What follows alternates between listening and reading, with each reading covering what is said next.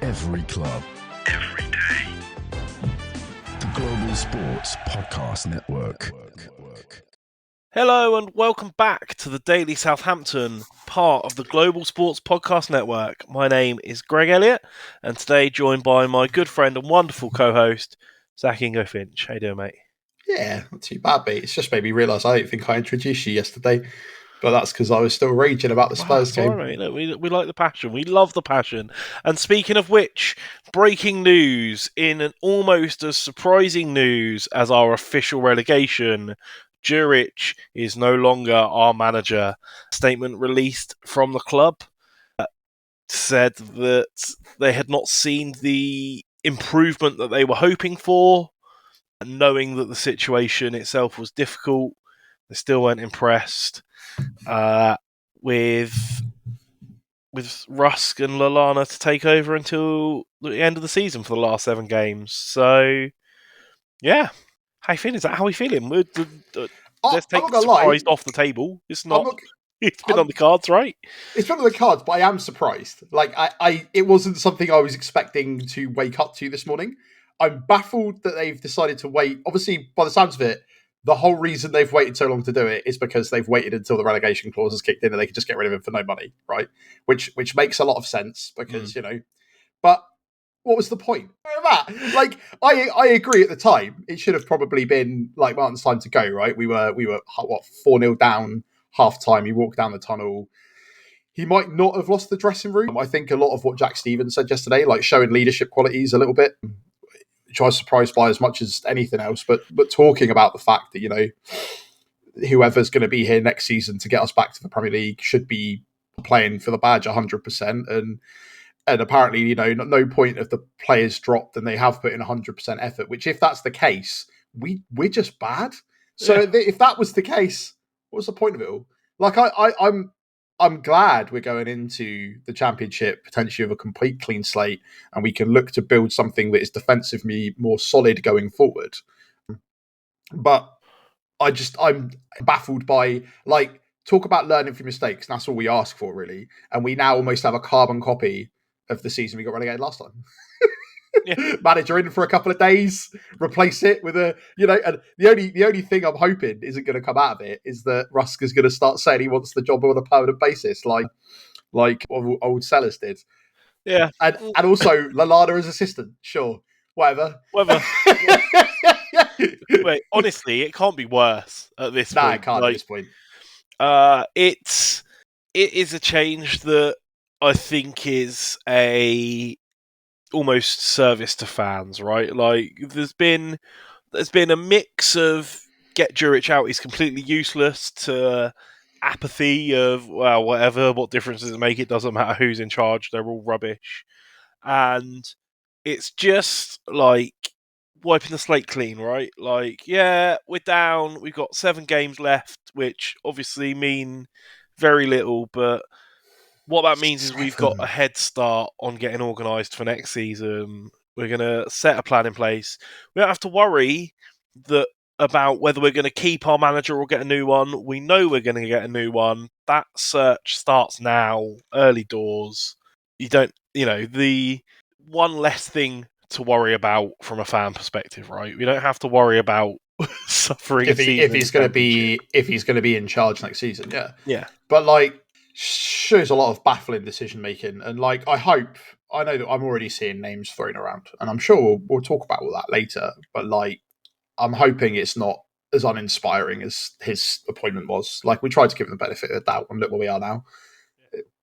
And average of 2 goals, almost over 2 goals scored per game, 0.29 points per game. It's like, man, we would have actually been better off with Martin in charge. And that same. Am I right in thinking that is genuinely the worst managerial statistics for any manager who had more than 10 Premier League games? Is that the start I read? I think so. Again, just add it to the list of accolades that we've won this year and why we're heading down to be more and more tin pot as far as everyone's concerned. And it's just a bunch of catastrophic failings that will be like examined in the future as to what happened that season, right? There will be examinations going everywhere. Like, I don't know, did you hear about that story from Joe Rothwell that came out this morning as well? No. So the story came out, it's talking about how before the championship playoff final, like Russell Martin had handwritten them all an individual letter, individually, like, giving them out. He's like, I've never had a manager do all that. And I'm just like, this is lovely and it's heartwarming and it's indicative of why it became such a problem when things did not go well. Yeah. Because right? it's like, it's a balance, right? Because you want your manager to have a good relationship with the players because that is a positive work environment. But also, sometimes a manager needs to bollock players and tell them off. And if you're all chummy, you're like, you're rubbish on Saturday. Oh, like, what's that achieving? yeah, it's not even like down to that, right? It's the he shot himself in the foot. He wanted to play a style of football that couldn't be facilitated, right? We have a director of football that went halfway through our championship season to Manchester United, which shows you potentially how much of an impact he had. Whether or not you think Manchester United are good or not, it's by the by. It's like it's one of those situations where they learned nothing from it. They didn't invest properly into players. We were never going to be able to compete. I was seeing, I think it was like I can't remember the name of the guy. I feel really bad because I like to credit people where they're due. Somebody on Twitter /X, whatever you want to call it. I think it's like a Euro expert was talking about how like we are a classic example of what happens when you come up and do not invest properly. And like we invested in small areas, we bought lots of players we rolled dice on. Whereas like Nottingham Forest, when they came up, they got points deductions and fines and stuff, but they like completely overhauled their squad with all of the money. I think we didn't have enough money to come up this season. I don't think we had enough money invested, and I don't know whether or not they'll learn from that, because the biggest problem I've got is that they keep investing tons of money and look where they're investing in such weird places. And I think rolling it back to the actual point, which is Juric's sacking, like I'm just baffled that the whole chain of events just seemed a bit like a waste of time. I guess it wouldn't have been the case if he'd won a few games, but he didn't. And the problem is that everyone who, when we got him in, went, well, this is a waste of time, is now sat there retweeting, reposting all of their comments from like 4 months ago, going, "So told you." And it's like if the fact that a bunch of us random fans can go, well, this just seems a bit uninspiring. But then also, I have a feeling who wanted to take that job at that point. Yeah. And also, I want to elaborate on some of those points a bit, and I've got some counterpoints. Interesting. But first, a message from our partners at Bioniq. Your body is unique, and Global Sports Podcast Network has partnered with Bioniq, the world's most personalised supplements. Bioniq provide 100% tailor-made supplements, designed to deliver precisely what your body needs at exactly the right levels to optimise your health. No guessing. So click the link in the show notes. Use the code GSPN 2025 for 40% off your first month's subscription. Bioniq. Don't settle for off-the-shelf solutions made for just anybody. Get what's right for you right now. Your body. And we are back. Okay, so I've got some points and counterpoints. I've got lots of thoughts, Zach. Cool. I guess first off, I don't think it was a complete waste of time because, yes, it wasn't a success, but there is an alternative reality where we're sat here on like 21 points looking forward to a season in the Championship with Juric, and now we don't have to wait until next season to go, well, that Juric bloke looks all right, let's get him in and get excited for the season, right? It's done, it's out the way. So it wasn't completely pointless. We learned. We don't have mistakes. We have learning experiences, right? That's that's not true. We have made lots of mistakes this year. But I want to touch on your point about the finances and stuff and spending, coming up too early, spending, putting ourselves. And it's something that we've not really talked about on the show. But last week, the 24-25 calendar year numbers came out, and maybe me stumbling over what they're even called explains why we haven't touched on it in this show, because that is neither of our areas of expertise. But no, accounts are not. But we turned a profit, so that almost takes us like back to scratch on PSR regulations, right? It should give us a financially better position next year to build upon. So actually, maybe it's not as disastrous as we're all feeling like it is. Obviously, this season has been awful, and we made mistake after mistake and mistake to get here. It's been dreadful, but looking forward to the future now, it's kind of like a complete reset. We've made those mistakes to be able to learn from, right? We've brought in now a director of football who seems to have he's got experience in a footballing capacity, in a similar structure that we want to have as a group, who wants to put his stamp on things and has already come out in interviews and said that he wants to be the responsible party and take that fall or rise from it. That's good. That's what we needed. Like, we're financially not quite back to square one, but we turned a profit, so we're in a financially healthy place. Good. That's what we needed. So it's almost like a hard reset, right? Like, it's been an awful season. Now we just have to try and fully switch off from it and move on and hope that that we have learned from those mistakes and take it in a positive way, right? As opposed to sort of ruin too much about how rubbish it's been. I get what you're saying. I understand. How much of your season tickets cost you the last couple of years? An upsetting amount. Right. So I've helped some businessmen. Our support for the club has helped some businessmen learn some lessons. Cool. Do you know what would have been better if they'd learnt those lessons the first time round and then gone from there? And it's great that. Yeah, but I mean, if it was as easy as that, right? No one would get relegated. So no, I understand. I understand what you're saying. It's the manner, the humiliating manner that it's been in. The fact that we have literally watched the same mistakes from last time almost be repeated, almost time for time. We stuck with a manager for too long, except this time we stretched out a little bit more, and then we got rid of him and brought somebody else in. And the only smart thing we did didn't really have a plan. Turns out we didn't even have a plan for it. We were just going to keep Martin no matter what. Well, and the thing is like, if that's the case, stop listening to fans at all. Just get on with it. Because what I'm baffled by is if the atmosphere's turned because everyone's mad at Martin and everyone wanted him fired, so they got rid of him because they sat and watched us go 4-0 down by half time and don't think he was the one to be able to recover it. Which, to be honest, after a couple of those games, the Chelsea game being one of them, the Tottenham game, I wanted him gone as well. I tried my best to kind of remain neutral in it for the longest time, but it was miserable. Absolutely miserable. We weren't getting better. So then, okay. Well, I think our tagline for about 3 weeks in that period, at least, was, he should go, but they're not going to do it. So yeah, that's literally where we were at. And then they finally did it. And then the fact of the matter is they hadn't planned properly for a replacement, which is like, why are you, we've talked about this before, like you're planning years in advance about introducing this new Southampton waterfront, bars and hotels. We're going to redevelop the area around St Mary's. I'm like, mate, if you want people to come and watch the football, that needs to be entertaining enough to have people stay in these expensive hotels. And that's where they dropped the ball massively, and they have hopefully learned. But remember, rightly, Greg, we brought in a director of football when they came in the first time round, which was Jason Wilcox. The problem was he was poached, and how are they going to prevent that happening going forward? You know, Oscar even made a joke about it a couple of weeks ago, and then we lose him.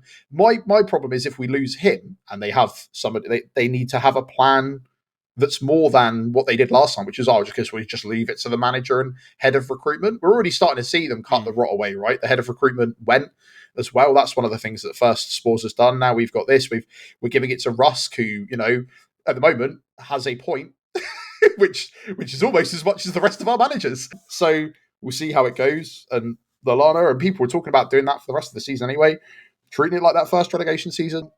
I mean, there's nothing to gain from bringing in anyone new for the rest of the season. So, calling it an interim job, giving Rusk the opportunity to just probably play out some of the players that are going to be here next season, play some youth, get them some minutes. A lot of the games are going to be rubber games anyway. The argument is they could have done that without Juric. They could have done that without bringing in Juric. They could have done that, fought it out till, for some reason they seem to think that he was the relegation saviour. He was the supposed original pick before Nathan Jones, and now you could understand that if both of them are on the same level, that their level of footballing understanding is not there. And it's just an indictment of our season. It's like, how much more of a joke can we become? People talk about how he's jumping ship. I 100% think he's been let go. I don't think that's the case. I think if he had just been able to stay, because he was talking about wanting to build a project, it's it's upsetting to watch. It's like, how much more of a joke can we get other than the fact that we're not going to reach the tally of the points this season? It's all about the fans, all about the fans this, all about the fans that. It's like, yeah, I feel like it has to be for something, right? And you're talking about how like, it's not mistakes, it's learning experiences. No, it is a mistake. They need to own that. It needs to be for something. This season needs to be for something. They cannot go down and up again and go, wow, it's just we've learned nothing. Because that is what it's felt like so far. Is that they had a established Premier League team. They purchased it. They tried to invest. They didn't invest properly. We went down, and we've done exactly the same thing again. So yeah, it's just for me, Juric we wanted to give him a chance. We gave him a chance. It's become dire. It was nice to see a resurgence of Sulemana and Onuachu, which I probably don't think would have happened under Martin, if I'm totally honest. But at the end of the day, how many of these players are even going to be here at the end of the season? If Martin had stayed in charge, again, I think it would probably be similar. Maybe we would have picked up some more points, if I'm totally honest. Eventually, something might have kicked into gear. But I don't know how many more catastrophic losses we could have taken as a fan base without going absolutely mental on a week-to-week basis. Yeah. It's just the whole situation is trash, and Juric going is just another cherry on the top. And I'm surprised by it because I'm like, well, what was the point? But I guess it's because they just want to get him gone now, exactly as you said, as a bit of fan service. But it just seems like the entire season has been a waste of time. The entire season has just been the thing that came after that really good day out at Wembley. and us doing a podcast as well, to be fair. Yeah. Right. I've got some additional closing thoughts. Good.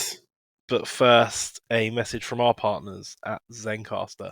Here at the Global Sports Podcast Network, we spent a lot of time selecting our delivery platform, and Zencastr came out the clear winner. With 4K video recording from your phone and AI editing that automatically removes all those ums and ahs, it's super easy to start a podcast that sounds great and is delivered efficiently. If you're ready to tell your story, check out the link in the show description and learn more about Zencastr. Okay, so we're back. I want to, touch on your points and take a slightly deeper dive into why I think the board are taking it as seriously as you think. I think I'm just mad, mate. That's all. I think it's as funny, though, as the detail of their choice of wording in their post on social media yesterday, right? Because it's been banded about on Twitter a bit, and I've seen it on some of the articles. The choice of wording being, we have confirmed our place in the championship for next season. Like that's an achievement. It's the inevitability of all that's really wound me up. The inevitability from when we started to feel it in December, and we were joking about it in January, and it's the fact that seems to have seeped into the players somewhere. Yeah. And it seems like all of them have forgotten how to kind of play a normal game of football. And I don't know if it's just because, how we can talk that Tyler Dibbling is a player of incredible Premier League quality, and on the flip side, talk about players that have played in the Premier League for a number of years, people like Jan Bednarek, and somehow end up with the team that we ended up with this season. It's just baffling. The whole thing is baffling to me, and it makes me mad. And it's this whole inevitability, like Jan coming out and being like, "Well, we knew a couple of weeks ago." And as I said to you, well, if you strung some wins together, if you realised where the problems were, if you patch those holes, if you make those runs back, if you put the effort in, the 100% effort that you said you are, and honestly, if they have put 100% effort in and they are just that bad, then they are just that bad, and that's that. But I have a feeling that a lot of these players are going to go off in the summer, and some of them are going to start sort of dotting themselves around at other teams in the Premier League. And that's going to be like, well, clearly, you're not as self-aware as you say you are, because you're saying you're not a player of that quality, but you think, do you see what I mean? It's just, there just seems to be such a disconnect, with such a frustration that everyone has seen this as an inevitability, but they were the ones that had the influence to change that decision. And baffling. That's what I mean, upsetting me. How many times have we stood on the sidelines just asking for just a bit of movement, or a bit of we don't have high expectations as Saints fans, if we're being honest, right? Like we know where we're at in the league. We knew it was going to be a struggle. I've optimistically predicted as high as 12th, but we knew it was going to be a tough season where we struggled to stay up. That was abundantly clear from the get-go. but we don't ask a lot. Like, sure, being stuck in a relegation fight would not be ideal, but it wasn't even a fight. It was like a whimper. No, I don't know. I want to talk before we close out. We talk a lot about bad footballing takes, and I delved into the comment section on Facebook of the Daily Echo post about Juric being side. Goodness gracious. Yeah, and I saw maybe the funniest take I have seen, where the comment was, "Just don't do a pink kit next year, that's embarrassing." Like, honestly, that might be the least embarrassing part of our season. Like, As someone that sits here, mate, I like the pink kit, but I also... picked the right top to wear. But like, no, but I think the problem is that it does give choices like that do give ammunition, right? Yeah. Like, you know, it was nice to have the stripes back. The sponsor is absolutely hideous. And then they basically must have been sat there at Puma looking around at their desk, at their marketing desk, and then they looked over at their pack of highlighters and went, "There you go. That's the away kit sorted, Yeah, and the third kit. Bing, bang, bomb." And then they looked over to their gel pens and they went, "And there's the goalkeepers." And then I think that's the problem. Is it's like the thought that's been put into it is indicative of modern football, right? Yeah, simple as that. Like it's just a thing that has upset people. I don't think it's because you know. I don't think it's going to just be. It's not just the problems we've encountered that have caused this, and I don't think. But like things like the kit and stuff like that, they're all part of the same thing that annoys people, and it's becoming like, you know, touristy modern football, even for like a club like ours, right? Like it's becoming that way. You've talked about the benefits being stripped away. They feel really bad because they you know, I think that's what the effect on their commercial business is going to be the thing that starts to really sort of kick Sports Republic up the backside to do stuff about it. But it just feels like a lot of people have been like, well, this we couldn't do anything to stop this train. I'm like, pull the brakes. Yeah. No. I was like, okay, try and pull the brakes. No. We had one sign in January, mate. A loanee from the French league who were almost bottom. He's only played twice as well. Man. What do they think was going to happen? And what was the point again? So this is why I asked. What was the point of Juric coming in? Yeah, I don't know. I don't know. Well, I'm just sad, mate. We're going to try and put the misery behind us and look forward, because we do like to try and maintain an optimistic and positive look on this show despite the hard times. And Juric is gone, but what does that mean next? Well, we'll discuss that tomorrow. Come back and let us know. Let us know in the comments. What do you think's next? How do you feel about Juric going? We're on all the socials. We're on TikTok and X and Instagram and Facebook on the Daily Southampton page and Blue Sky. And I feel like I'm forgetting one, but we're on all the socials. Go and give us a search. We're on YouTube on the Daily Southampton page. We'll be back tomorrow to talk more about the future and what that might look like. Until then, we'll see you next time. Every club, every day. The Global Sports Podcast Network.